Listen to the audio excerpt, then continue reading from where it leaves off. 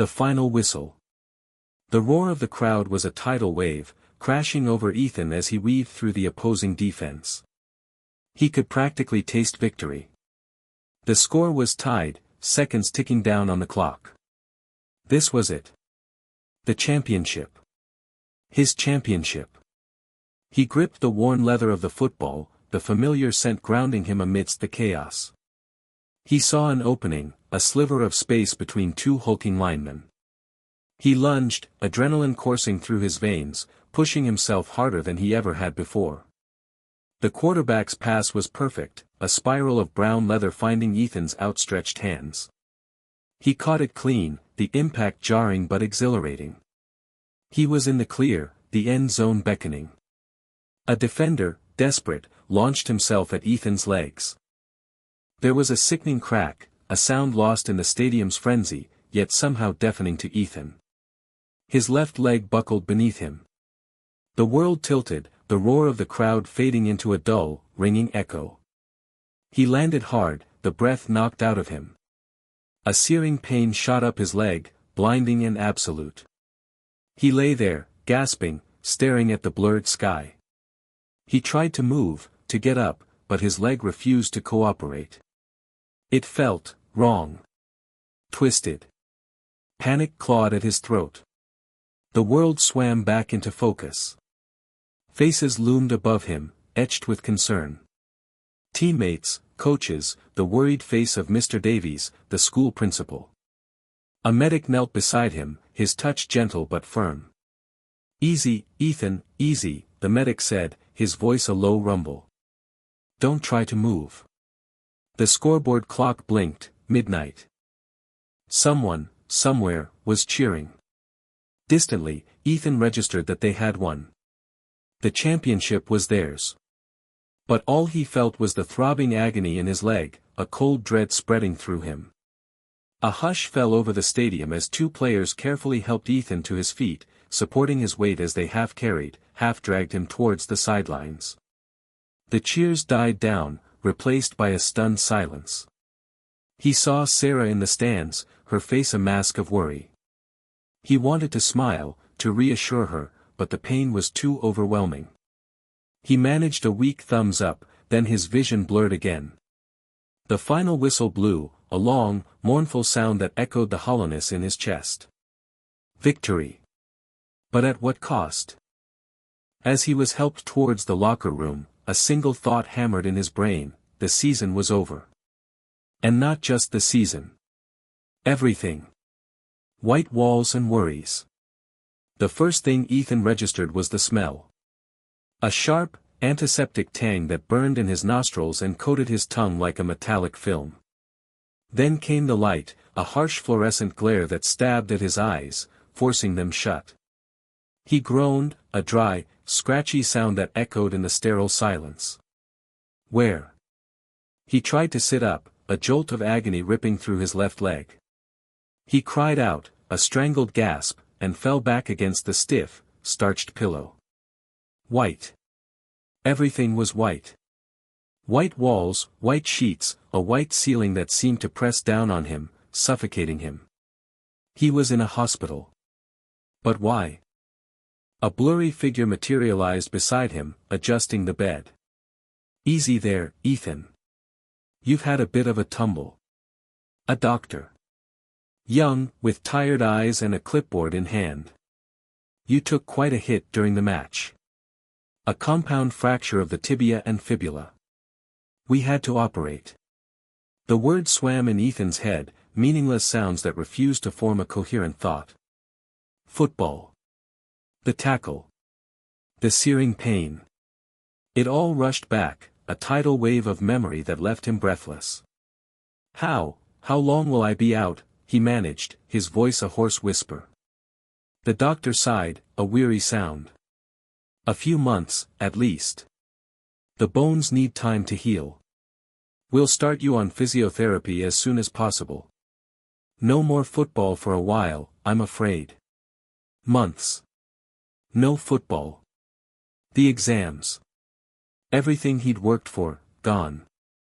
A wave of nausea washed over him, leaving him weak and trembling. Later, the door creaked open, and Tom shuffled in, his face etched with worry. He was carrying a pathetic-looking bouquet of wilting daffodils. "Dude," Tom said, his voice thick with concern. "How are you feeling?" "I tried to visit earlier, but they wouldn't let me in." Ethan managed a weak smile. "Like I've been run over by a bus." Tom placed the flowers on the bedside table. "I saw the tackle, man. It looked brutal. I thought." He trailed off, unable to finish the sentence. Ethan stared at the ceiling.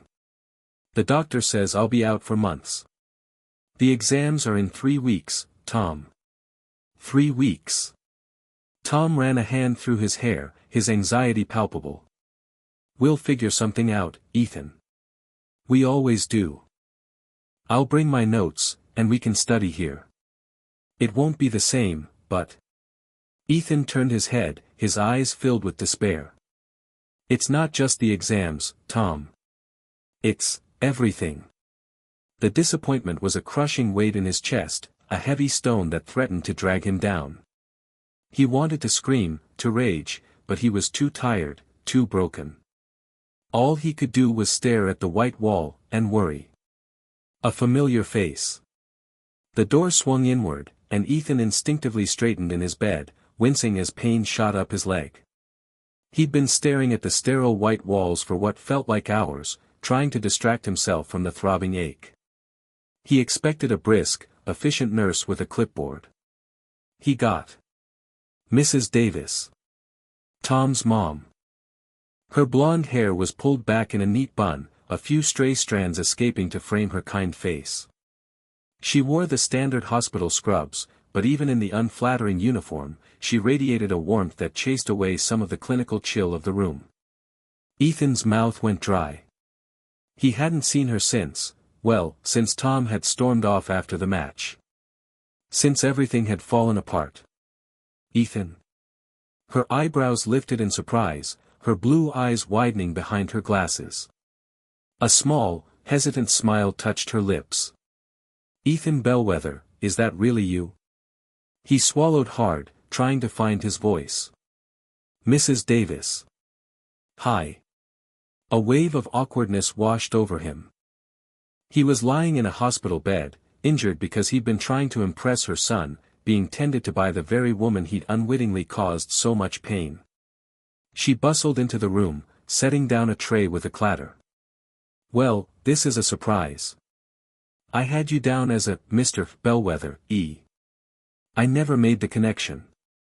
She approached the bed, her expression softening with concern. "What happened, dear?" Tom didn't mention anything, her voice trailed off, a flicker of hurt crossing her face.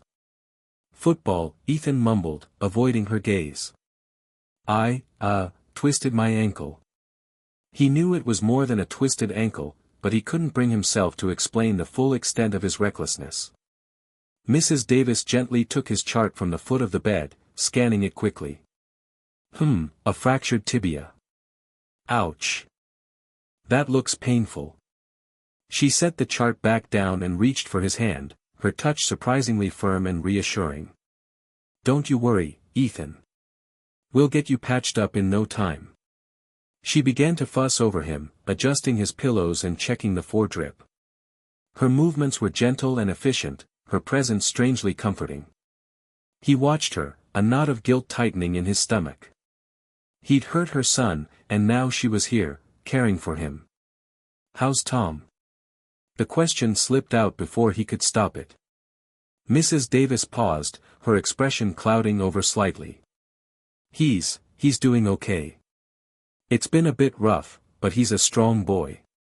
She busied herself with straightening the blanket, avoiding his eyes. "He misses you, you know." Ethan's heart leaped. "He does." She nodded, a small, sad smile playing on her lips. "He's just stubborn. Like his father." She chuckled softly, the sound filled with a mixture of affection and exasperation. "Now, let's get you some pain medication. You look like you could use it." She reached for a syringe, her touch light and professional. Tell me, Ethan, beyond duty. The clatter of the metal cart announced Mrs. Davis's arrival, but this time, something was different. Along with the usual medication and chart, she carried a small, brightly colored bag. Thought you might like a little something extra, she said, her smile crinkling the corners of her eyes.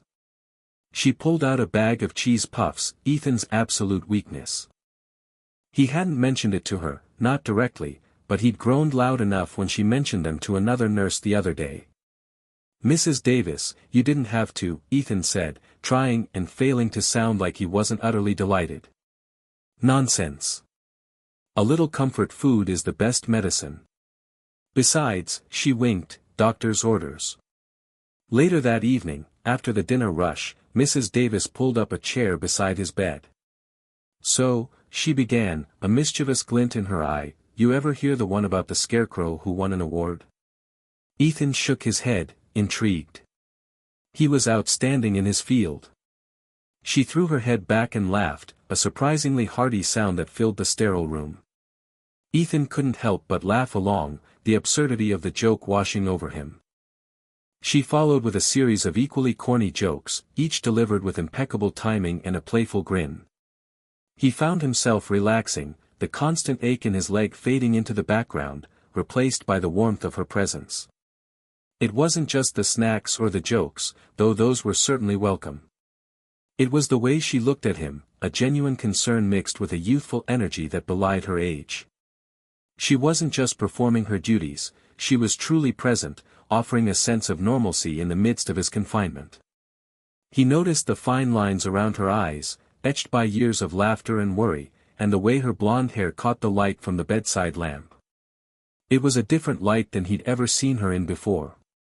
It wasn't just his best friend's mom he was seeing. It was Eleanor, a woman with a kind heart and an infectious spirit.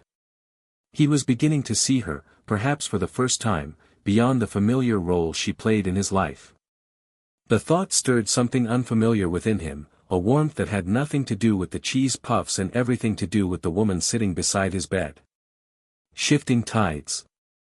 The rhythm of Tom's visits shifted, like the tide pulling away from the shore. He still came, but less often, and the boisterous laughter that usually filled Ethan's small hospital room felt muted, replaced by a nervous energy that crackled in the air between them. One afternoon, Tom arrived 20 minutes late, his usual apologetic grin missing. Sorry, man. Had to help out at the garage. He tossed a crumpled comic book onto Ethan's bed, avoiding eye contact. Ethan pushed himself up straighter against the pillows. Everything okay? Tom busied himself fiddling with the blinds, adjusting them even though the sun had already dipped below the horizon. Yeah. Just, busy. The air hung heavy with unspoken words. Ethan tried to ignore it, tried to recapture the easy camaraderie they usually shared. He launched into a story about a particularly irritating physical therapy session, mimicking the therapist's overly enthusiastic encouragement. Tom offered a half-hearted chuckle, his gaze drifting towards the window. How's your mom? Ethan asked, the question slipping out before he could censor himself. Tom visibly tensed. His shoulders stiffened, and he abruptly turned away from the window, his jaw tight. She's fine. Doing okay. He spoke quickly, his voice strained. Ethan frowned. I haven't seen her lately. Tell her I said hi, and thanks again for the flowers. They really brightened the place up.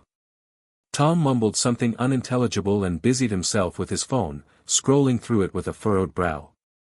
The fluorescent lights hummed overhead, amplifying the silence that stretched between them. Ethan watched him, a knot forming in his stomach. It wasn't just the brevity of the visits or the lack of enthusiasm, it was something else, something that felt like a carefully constructed wall.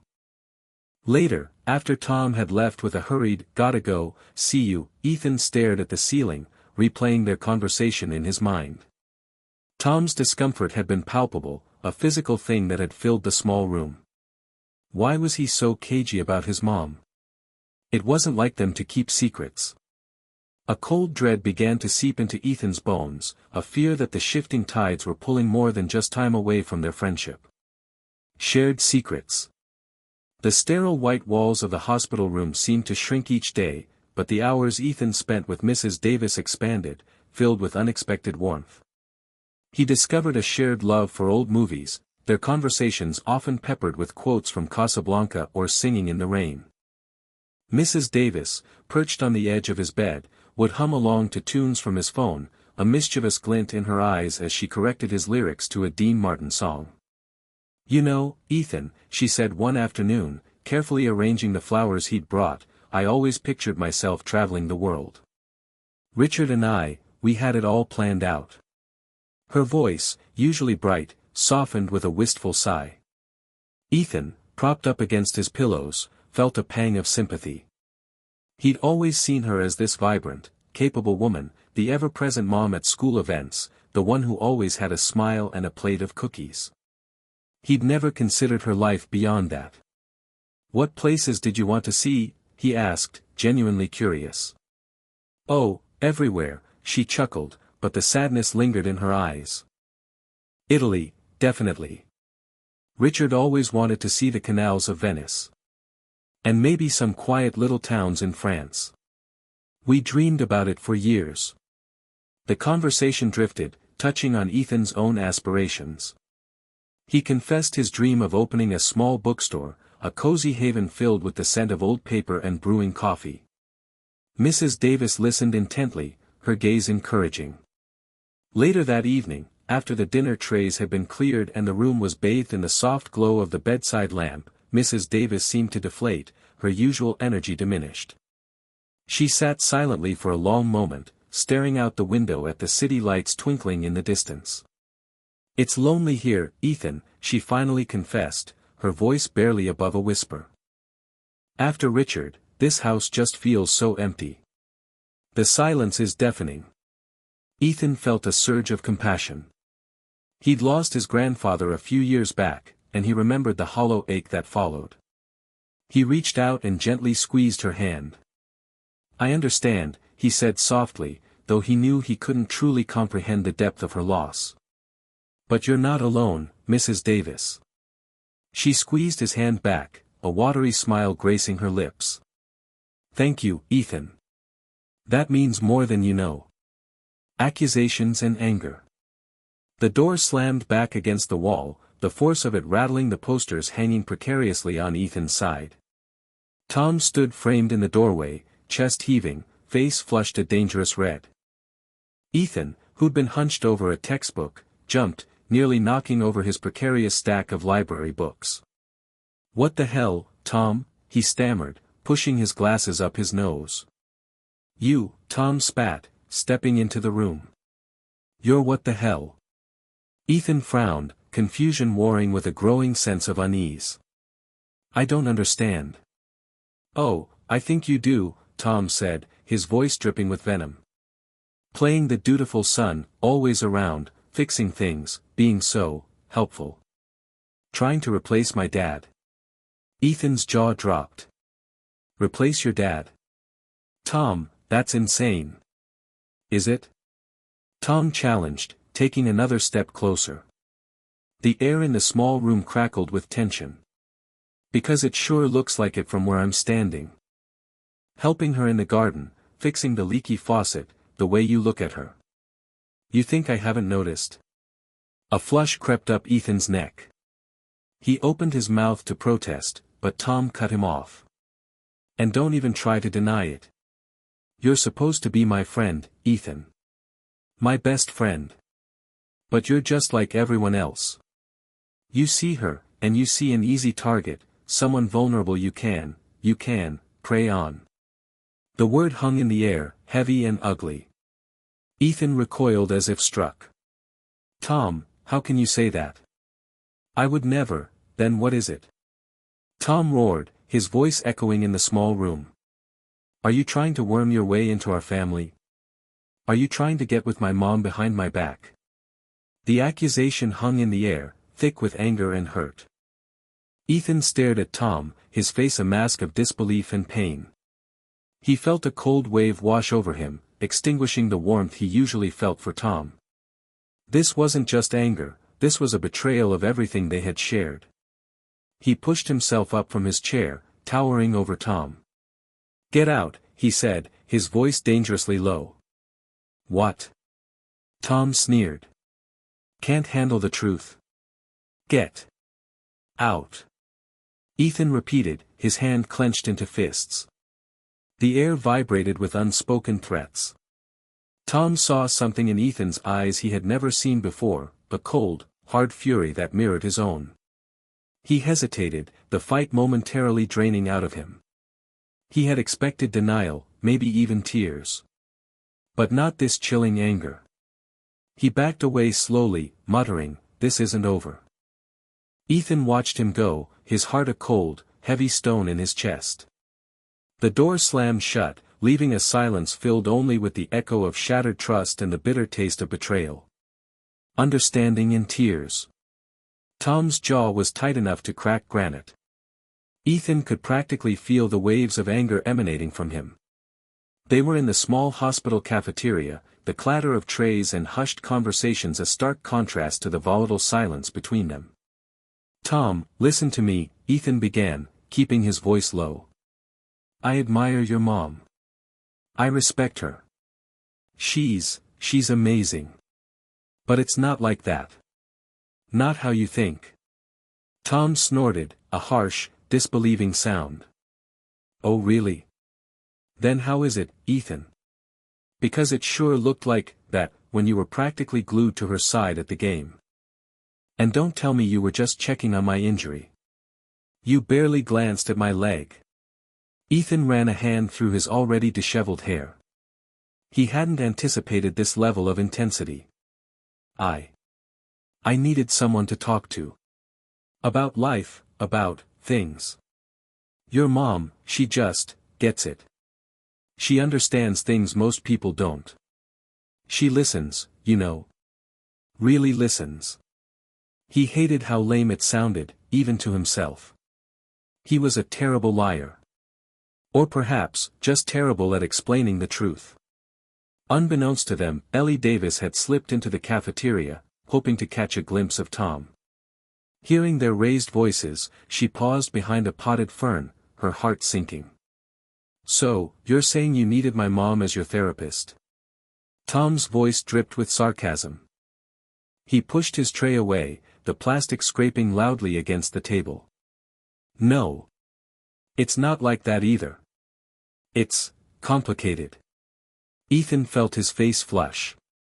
He was making a mess of this. "Complicated? What's so damn complicated about you spending all your time with my mother?"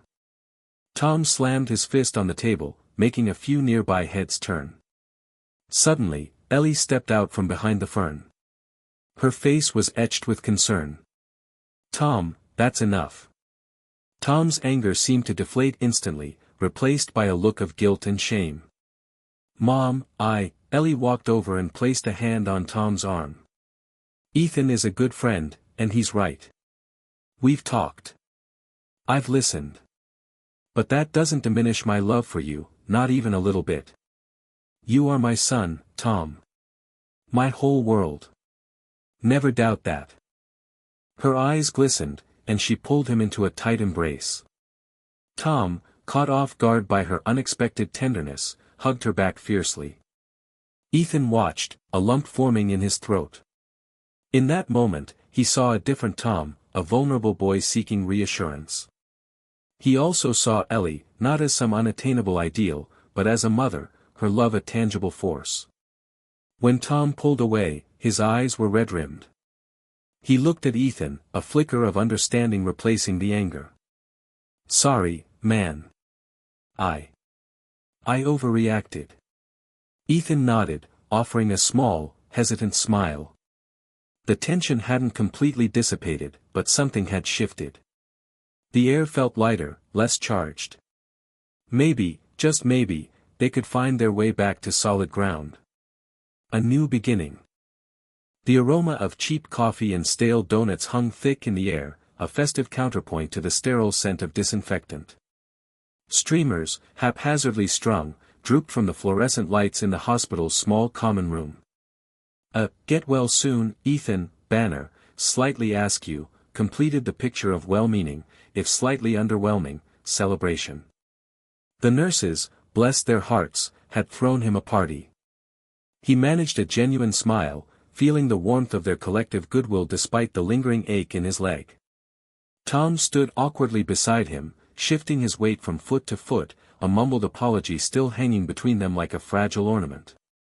"All right, everyone, gather round," boomed Nurse Johnson, clapping her hands together.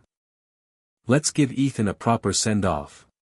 Then, Mrs. Davis walked in, and the room seemed to still. She carried a cake, and not just any cake. It was shaped like a football field, complete with meticulously piped yard lines and tiny plastic players. Ethan stared, dumbfounded. "I thought you might like something a little more, she said, her cheeks flushed a delicate pink. "Didn't know if you were tired of hospital food." He found his voice, a little rough around the edges. "This is incredible, Mrs. Davis." "Thank you." As she placed the cake on the table, their eyes met. It was a fleeting moment, a spark in the sterile environment, a shared understanding that transcended the awkwardness of their situation. He saw something in her eyes, a warmth, a kindness, and something else he couldn't quite decipher, something that made his heart beat a little faster. Tom, oblivious to the silent exchange, clapped Ethan on the shoulder. "Football cake, huh? Mom always goes overboard." He grinned, a genuine, unguarded smile that banished the last vestiges of their argument. "Looks awesome, though." Later, as Ethan was being discharged, Mrs. Davis walked him to the hospital entrance. The autumn air was crisp and carried the scent of fallen leaves. Tom trailed behind, giving them a semblance of privacy. "Take it easy, Ethan," she said, her voice softer now. "Don't push yourself too hard." "I won't," he promised. He hesitated, then blurted out, "Thank you again, for everything. The cake, especially. And, well, everything." She smiled, a small, knowing smile. "You're welcome, Ethan. Maybe we could get coffee sometime. After you're a bit more recovered, of course." His heart leaped. "I'd like that very much, Mrs. Davis." "Eleanor," she corrected gently. "Please, call me Eleanor." He stepped out into the sunlight, Tom falling into step beside him. The hospital, with its sterile smells and fluorescent lights, receded behind them. A new beginning stretched before him, a path uncertain but filled with the promise of friendship, healing, and perhaps, something more.